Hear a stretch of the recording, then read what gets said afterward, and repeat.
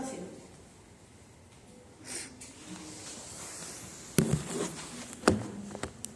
¿Qué es la hemostasia?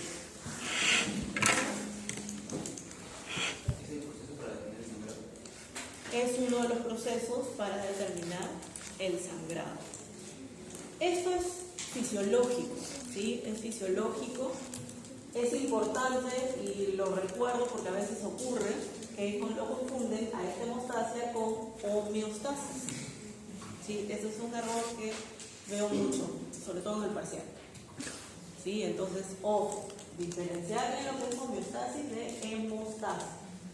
La hemostasia es un proceso fisiológico, pero también puede ser un proceso externo. Cuando, por ejemplo, estamos en una cirugía, ¿no? Y sin querer cortamos un vasito sanguíneo, comienza a sangrar y nosotros tenemos que detener esa hemorragia. ¿Cómo lo hacemos? Utilizando, por ejemplo, corundas, ¿no? Que seguramente algunos que trabajan en veterinaria saben cómo fabricar estas corundas. ¿Sí? Muchas veces nosotros mismos las tenemos que hacer. Es parte de la vida del médico veterinario. También hay algunos fármacos que nos ayudan, eso lo van a ver ustedes en farmacología. Y lo último que ha salido, no sé si han visto, que es un gel que detiene la hemorragia, que se llama, se me fue el nombre, pero era como, no, mejor no les miento con el nombre, pero detenía la hemorragia.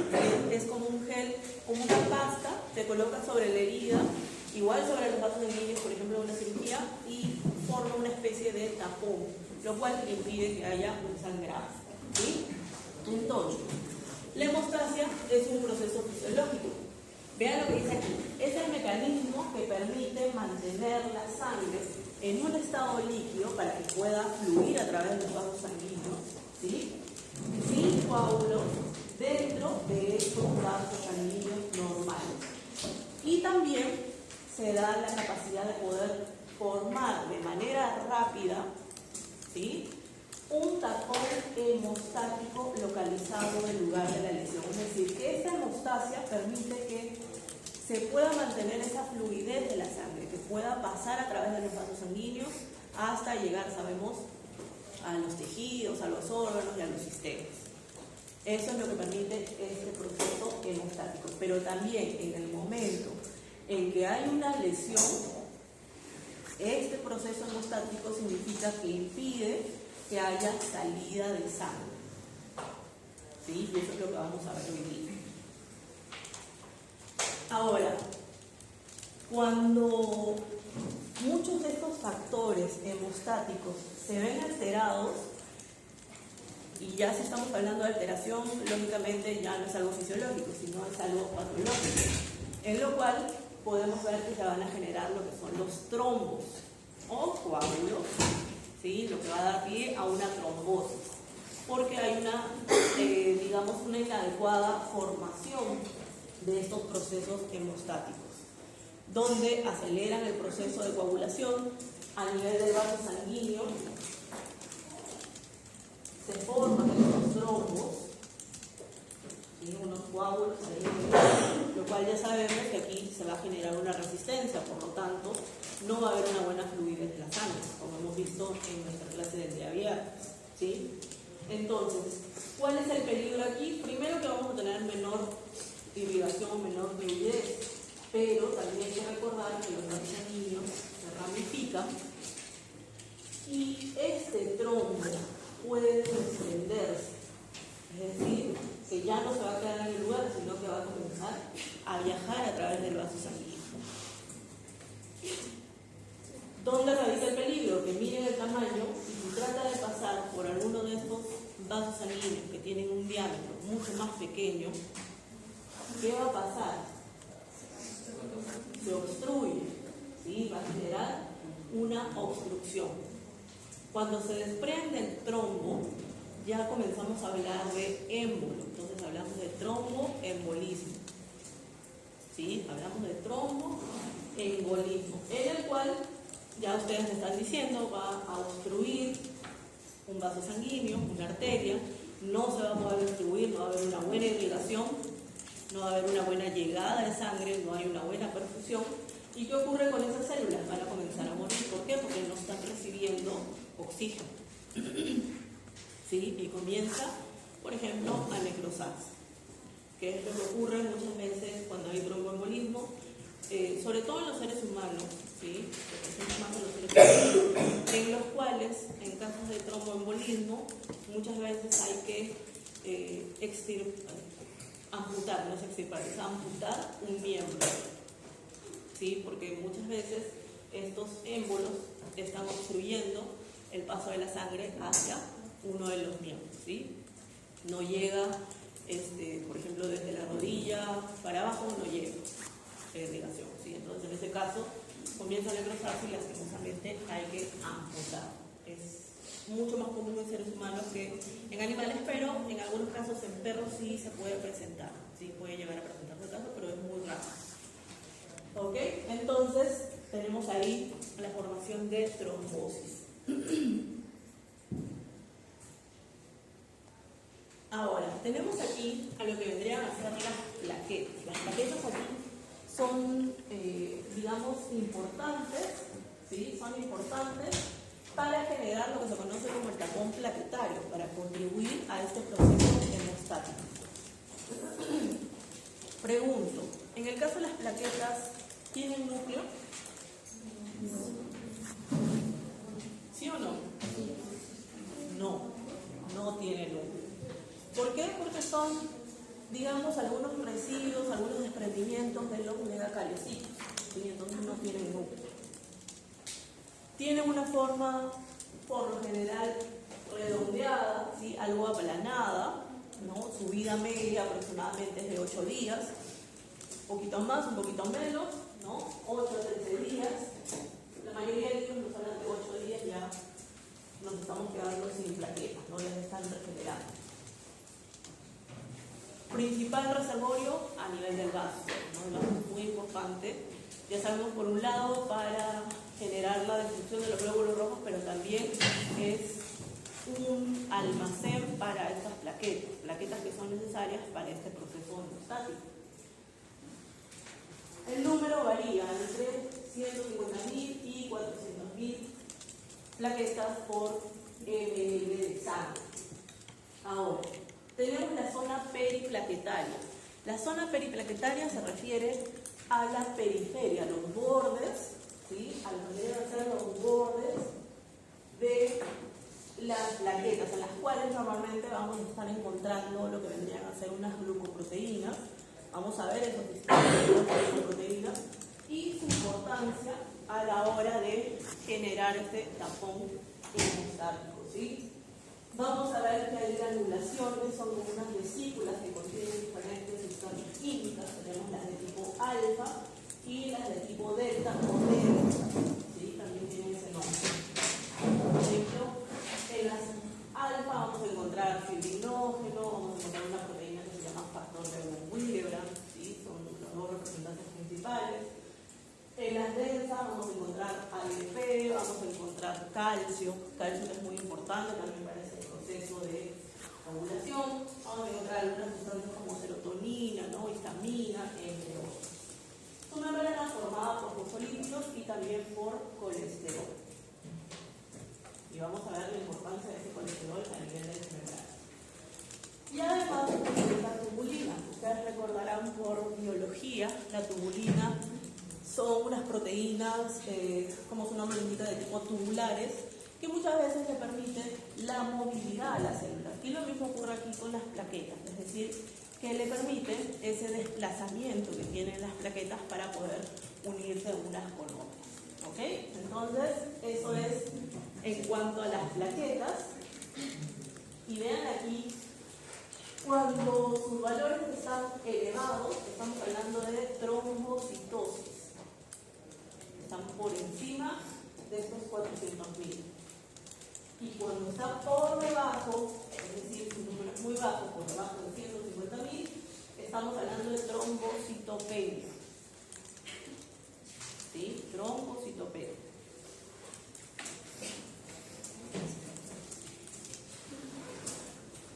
Ahora, aquí tenemos las fases de la hemostasia. Quiere decir que aquí lo que nos está mostrando la diapositiva es que tenemos un vaso sanguíneo lesionado.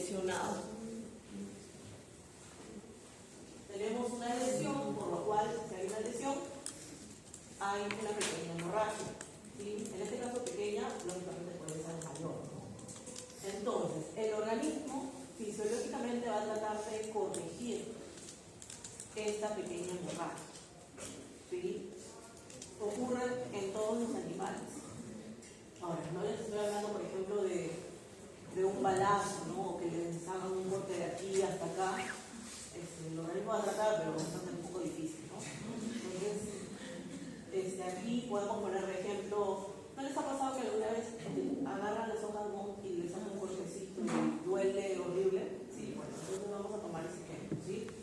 Hay una lesión, hay un pequeño corte, entonces el organismo lo que busca es tratar de impedir esa salida de sangre. Y para eso se van a generar tres fases importantes, ¿sí? Una, que vendría a ser la fase de vasoconstricción, ¿sí? Primera fase, vasoconstricción.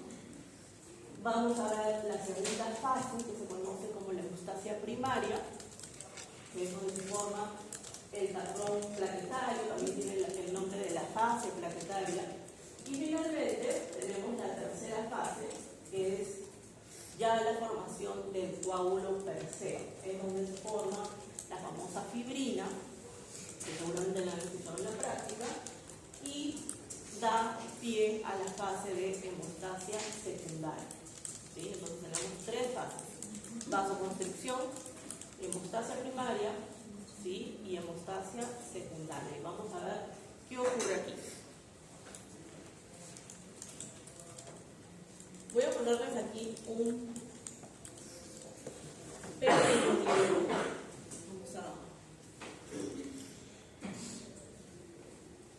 Donde se puede ver que hay una lesión, ¿sí? Hay una lesión del vaso sanguíneo, el cual lógicamente va a generar que haya sangrado, haya pérdida de sangre. Entonces el organismo lo que va a buscar es tratar de compensar esa hemorragia. ¿Qué va a ocurrir primero? Vasoconstricción, que es lo que nos está mencionando ahí, ¿sí? Es la fase vascular. Hay una vasoconstricción, ¿para qué? Para favorecer que ese flujo de sangre sea mucho más lento, ¿sí? Y luego tenemos la hemostasia primaria, en la cual las plaquetas comienzan a adherirse, a agregarse en la zona de la lesión, ¿sí? Formando ese tapón plaquetario, y posteriormente vamos a ver que se va a ir convirtiendo el fibrinógeno en fibrina, que es lo que está poniendo aquí, nos muestra y lo vamos a explicar en un rato, para formar la malla de fibrina, que es la que va a consolidar al cuadro. ¿Sí? Porque se va a formar ahí está, esa es la malla de fibrina, la que consolida al cuadro. Muy bien, vamos a volver a nuestra diapositiva. Entonces, la primera fase, fase de vasoconstricción. En este caso, una vez que tenemos la lesión, el corte, ¿no?, el daño en el vaso sanguíneo, se genera vasoconstricción refleja, en la cual vamos a ver que hay presencia de adrenalina, que ustedes ya saben, que una vez que se unan sus receptores va a generar vasoconstricción, pero también tenemos liberación de endotelina 1, ¿sí? Que es la sustancia que vimos en nuestra clase del día viernes, ¿sí? La endotelina también genera vasoconstricción. ¿Esto para qué? Va a disminuir el radio, va a disminuir el diámetro del vaso sanguíneo, lo cual esto va a generar que el flujo de la sangre sea más lento. ¿Para qué? Para que las plaquetas que están pasando, que están circulando en la sangre, puedan reconocer el sitio de la lesión y dar inicio a la fase de la hemostasia primaria. ¿Sí? Entonces es importante que se genere esta vasoconstricción. Esta hemostasia secundaria, perdón, esta hemostasia primaria,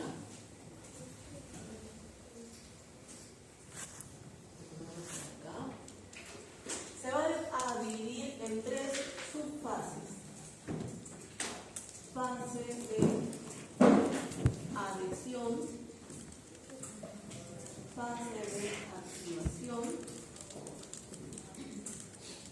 y fase de agregación.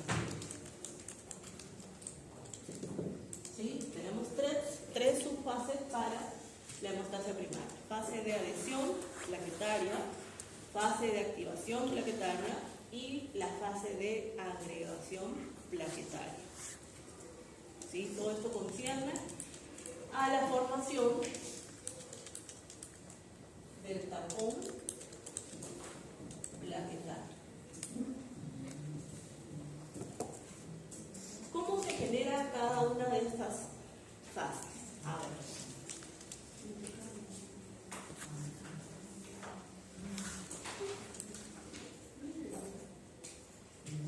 Cuando tenemos un vaso sanguíneo lesionado, lo primero que se expone es el colágeno. ¿Sí? Entonces, recordar que las plaquetas se encuentran circulando en sangre. Y vamos a poner estas de color verde, son las plaquetas. Entonces, en esta primera fase de adhesión, las plaquetas van a reconocer a ese colágeno y van a comenzar a adherirse a este. ¿Sí? Pero, ¿cómo se va a generar esto?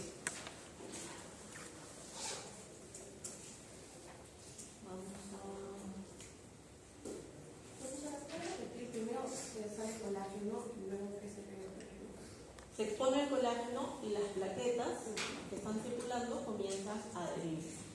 ¿Cómo se va a dar esa adhesión?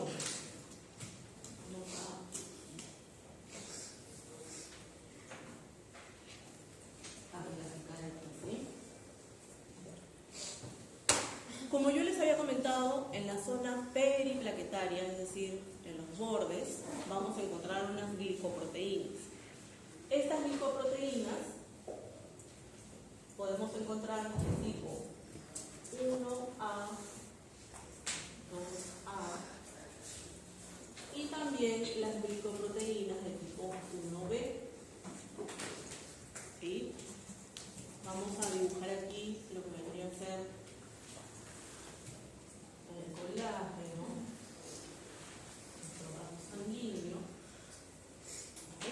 Entonces, gracias a estas glicoproteínas es que se van a adherir estas plaquetas al sitio de la lesión, al colágeno. Pero para esto se necesita de una proteína, que es una proteína que se conoce como el factor de von Willebrand. Este factor de von Willebrand es una proteína de unión que va a permitir que a través de las glicoproteínas 1B se pueda adherir de manera estable al colágeno.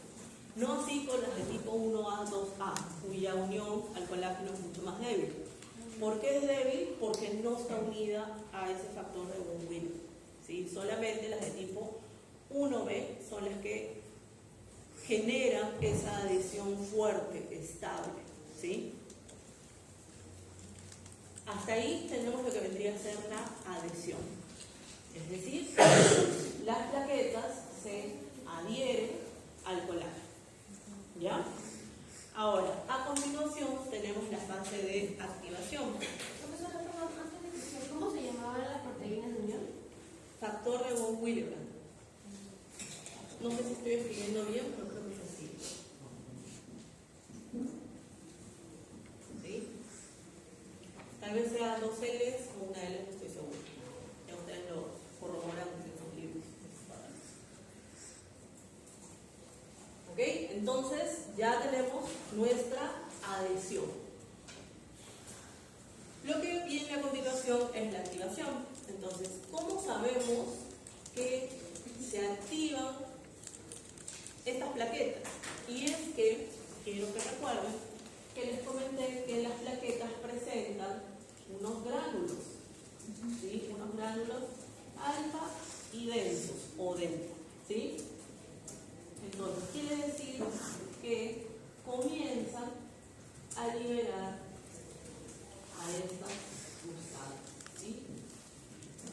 Comienzan a liberar calcio, comienzan a liberar más factor de von Willebrand, comienzan a liberar fibrinógeno, comienzan a liberar serotonina, ADP, entre otros. ¿Ok? Esto es para reconocer que hay activación. Otro punto importante para reconocer que hay activación y es que morfológico en las plaquetas. Quiere decir que comienzan a salirles como pseudópodos. Es decir, de esa forma redondeada, aplanada, ahora tienen una forma estrellada. ¿Por qué? Porque le salen pseudópodos. ¿Sí? Entonces son dos formas de reconocer que una plaqueta es activa. Cambio morfológico, ¿sí? Porque le salen los pseudópodos, y hay liberación de los granos. Sí, pregunta. ¿Por qué se formaban Porque se están liberando estos gránulos y están contribuyendo a que comience a salirle pseudópodos. Es decir, hay un cambio morfológico inmediato. ¿Ok? Entonces, ahí tenemos lo que vendría a ser la activación. ¿Qué ocurre en este caso de la activación? Esta liberación de estas sustancias van a comenzar a llamar a más plaquetas. ¿Qué quiere decir esto? Que más plaquetas van a unirse y además van a tener un cambio morfológico, lo cual va a permitir que estas puedan unirse un poco mejor. ¿Por qué? Porque esos pseudópodos que les salen les permite tener un mayor contacto entre las plaquetas. ¿Sí? Entonces tenemos la fase de activación. Ahora, por ejemplo, aquí lo que vamos a ver es que, por ejemplo, en el caso de los gránulos densos que están liberando lo que vendría a ser calcio, ese calcio y varias de las otras sustancias también van a comenzar a activar a proteínas G que se encuentran a nivel de sus membranas, ¿sí? Proteínas G, principalmente GQ. Entonces, cuando se activan estas proteínas GQ, ¿qué ocurría?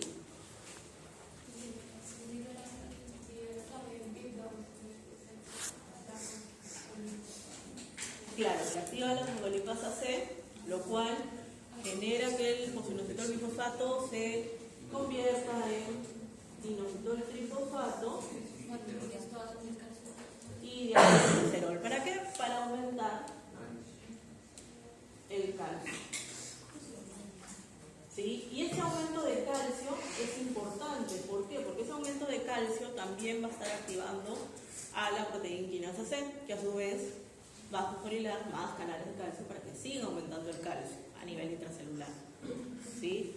Y esto permite que pueda haber mayor liberación de estas sustancias por parte de los granos. Ahora, por ejemplo, en el caso del ADP, que es otra de las sustancias que se está liberando, lo que va a hacer es activar a una proteína quinasa que se conoce como proteína quinasa A2. ¿Sí? Proteína quinasa A2, que va a tener la función, voy a borrar aquí, vamos a ponerlo aquí ya, ADP, va a activar a la proteína quinasa A2, que se va a encargar de fosforilar a el colesterol que se encuentra a nivel de las membranas, lo cual lo va a convertir en ácido araquidónico.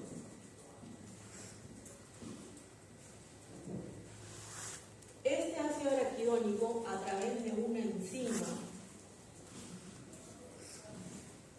que es la ciclooxigenasa, más conocida como COX, va a permitir que se convierta en prostaglandinas y en tromboxano A2.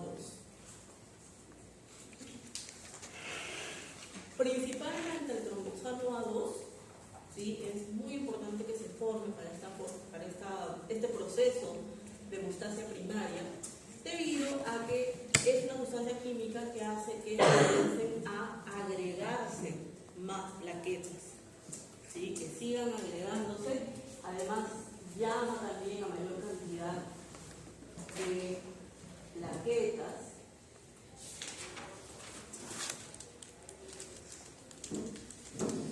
¿Sí? De ahí la importancia de que se forme este tromboxano A2. Ahora, seguramente lo van a ver en un fármaco, pero por ejemplo han escuchado hablar de la aspirina, ¿sí? En el caso de la aspirina, lo que hace es inhibir a la COX. Si no hay la ciclooxigenasa, no vamos a tener antropoxano 2, entonces no vamos a tener una buena formación de gluta complementaria. Por eso, por ejemplo, en pacientes que van a someterse a una cirugía y que están consumiendo aspirina de manera frecuente, tienen que decirle a su médico, porque si no, a la hora de la hora, si no le dicen, el médico se va a encontrar con una hemorragia, pero de aquellas, ¿no? En medicina veterinaria también muchas veces tenemos ese problema, ¿sí? Ustedes van a ver en fármacos seguramente más adelante que la aspirina no se recomienda, por ejemplo, en perros y gatos, pero ocurre de que lo leyó en internet, le dijo a la vecina, ¿no? Y como le dolía, le pusieron o le dieron aspirina, ¿no? Entonces, siempre tenemos que tratar de buscar todo lo que le han dado a esa mascota en caso de que necesite una cirugía de urgencia, ¿no? Para no encontrarnos con una hemorragia que va a ser bien difícil de controlar. ¿Sí? Entonces tengan en cuenta eso respecto a la aspirina y también otros fármacos que seguramente lo van a ir viendo que han su debido papel. ¿Sí? Entonces, sí. No te escucho.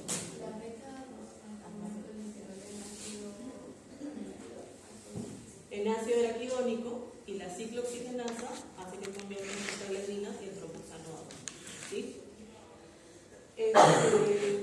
Ahora, todo este proceso además va a permitir que comiencen a externalizarse otras glicoproteínas. ¿Sí? Estas glicoproteínas, vamos a ponerlas, bueno, voy a poner por aquí, ¿sí? Son las glicoproteínas 2B, 3A. Es importante que se externalicen estas glicoproteínas, comiencen a externalizarse principalmente por ese aumento de calcio, ¿sí? ¿Por qué? Porque estas glicoproteínas de tipo 2B, 3A va a permitir que las plaquetas puedan agregarse de buena manera, es decir, que van a comenzar a unirse a través de estas glicoproteínas, entre unas y otras. Y se va a dar principalmente, ¿por qué? Porque a este nivel vamos a ver que también el fibrinógeno que se ha estado liberando va a permitir que esa unión entre estas glicoproteínas de cada una de estas plaquetas se pueda dar de manera eficiente. Aquí el fibrinógeno actúa como una proteína de unión, ¿sí? Entonces, aquí tenemos ya consolidada nuestra tercera fase de la hemostasia primaria, que es la agregación. ¿Preguntas, dudas? ¿Podría repetir la última fase? Sí, en la fase de agregación, como les dije, luego de la activación de lo que hemos estado viendo, comienzan a externalizarse otras glicoproteínas de tipo 2B3A, que son las que van a permitir que las plaquetas terminen de agregarse unas con otras. Y gracias también al fibrinógeno, que va a actuar como una proteína de unión entre estas glicoproteínas, uniendo, haciendo o consolidando esa agregación entre plaquetas. ¿Ya? Sí. Entonces, la etapa de agregación comenzaría con el fibrinógeno y el 2B y el 3. Claro, cuando ya se han externalizado estas glicoproteínas. Para poder agregar las plaquetas. Claro, para que terminen de agregarse. ¿Sí? ¿Qué es lo que tenemos aquí en este gráfico? Vean, aquí tenemos una lesión, ¿sí? A nivel del endotelio, sabemos que el colágeno se va a exponer. Vamos a tener la fase de adhesión, ¿sí? En la cual las plaquetas comienzan a llegar, comienzan a adherirse al colágeno, ya sabemos a través de las glicoproteínas 1A, 2A y las 1B. Mucho más estable la unión de las 1B porque tienen al factor de Wheeler, ¿sí? Se unen al factor de Wheeler, haciendo que esa adhesión sea mucho más estable y mucho más fuerte. A continuación tenemos la activación, en la cual hay liberación de estas sustancias de estos gránulos hay un cambio morfológico. Vean aquí cómo le salen los pseudópodos, ¿no? Dándole esa apariencia de ser una célula estrellada. ¿Ok? Lo cual, esto va a generar que haya un mayor llamamiento de plaquetas. Justamente tienen esa función muchas de estas sustancias. Y a continuación tenemos la agregación. Ya sabemos que para que se pueda dar esa agregación tiene que haber una externalización de estas glicoproteínas de tipo 2B3A para que finalmente, junto con el fibrinógeno, terminen de generar o de formar este tapón plaquetario, ¿sí? Dando fin a la hemostasia primaria. ¿Sí? ¿Queda claro? ¿Y los pseudópodos se cumplirían ahí? O sea, porque la monópodos como prácticamente hay incitación. Como les dije, es permitir que finalmente puedan estar juntas unas con otras formando ese tapón plaquetario. Pero la parte de ahí de la que activa la proteína, ¿es de la fase de activación? Sí, está dentro de la fase de activación. Profe, ¿qué hace el fibrinógeno en la agregación? Es como un puente de unión, es una proteína de unión entre las glicoproteínas 2B3A.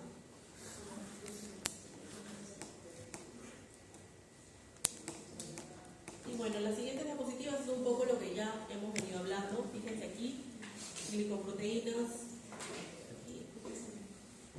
1B unidas al factor de von Willebrand, se unen al colágeno, haciendo que sea mucho más estable esa unión. ¿Sí? Sí.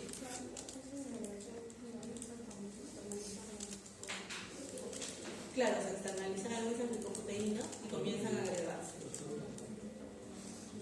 Activación plaquetaria, ya sabemos que hay un cambio morfológico en lo que vendrían a ser las plaquetas, hay secreción de todas estas sustancias por parte de los gránulos, lo cual va a generar que comiencen a agregarse.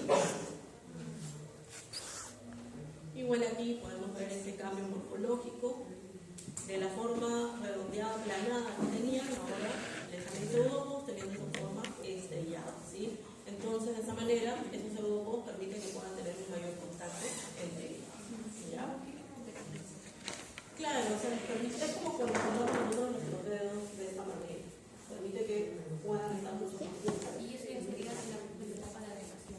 Sí, termina ya con la fase de agregación. Igual aquí podemos ver lo que ya hemos hablado, vean aquí las glicoproteínas de tipo 1B, el factor de von Willebrand, el colágeno, cambio morfológico, ¿sí? Aquí nos muestra que les salen como pseudópodos, comienzan a externalizarse las glicoproteínas 2B3A, que son las que finalmente van a permitir esa agregación, ¿sí? Entonces, Profesora, cuando hay un cambio morfológico, ¿puede ser en la etapa de activación? sí. Tenemos aquí la agregación, vean aquí estas glicoproteínas externalizadas, las 2B3A, y a través del fibrinógeno se genera una unión mucho más estable entre estas, consolidando lo que sería ya la agregación. Ahora, pueden haber defectos en la función de las plaquetas, sí, y puede presentarse también en las fotos, ¿no? Principalmente en las fotos porque es lo que más vemos muchas veces, donde puede haber una deficiencia del factor de von Willebrand. Si hay una deficiencia en el factor de von Willebrand, eso significa que las glicoproteínas 1B se van a unir al colágeno, pero va a ser algo muy débil, por lo cual el tiempo de coagulación tiende a ser más lento. ¿Alguien sabe de cuánto es el tiempo de coagulación? ¿Cuánto? Sí, depende de las especies, ¿no? Algunos hablan entre 2 a 6, 7 nunca escuché, pero entre 2 a 6. Sí. ¿Perdón? En el laboratorio vimos a condiciones normales que coagulaba en 7 minutos. 7, bueno, entonces lo dejamos. Si lo han visto así, hasta 7 minutos. Ahora, en gatos suele ser mucho más rápido, a veces en 1 minuto y medio, 2 minutos ya está coagulando. Entonces depende mucho de la especie. ¿Ok? Esto es algo que puede presentarse, como les digo, ¿no? Pero también tenemos otras deficiencias, como por ejemplo la deficiencia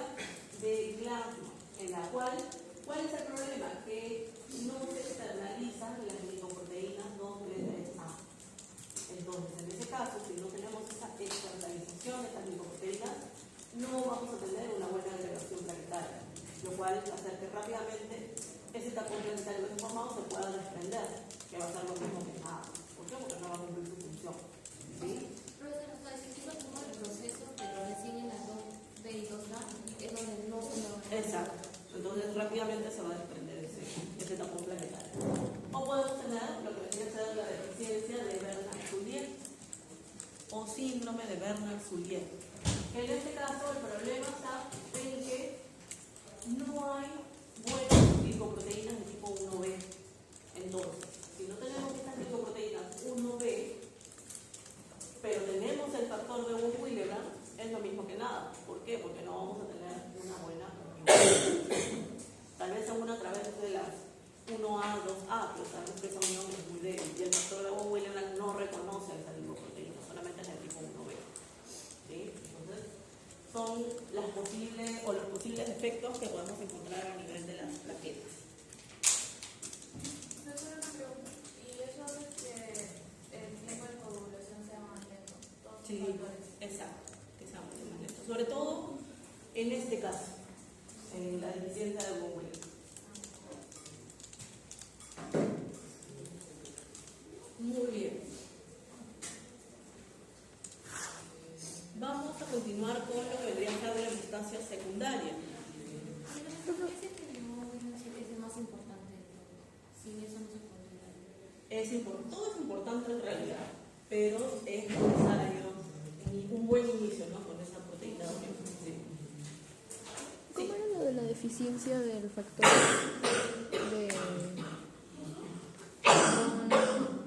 De von Willebrand. En ese caso, tenemos de que no tienes esa proteína de unión.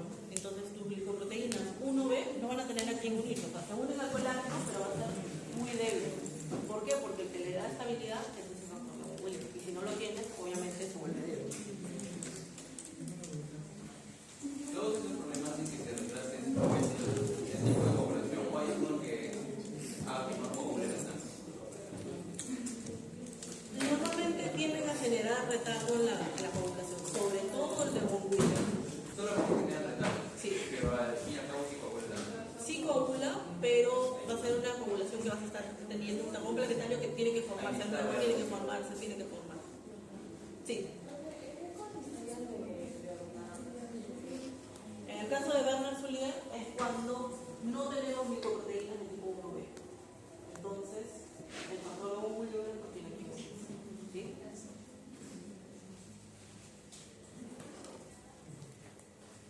¿Quieren un receso? Porque veo que se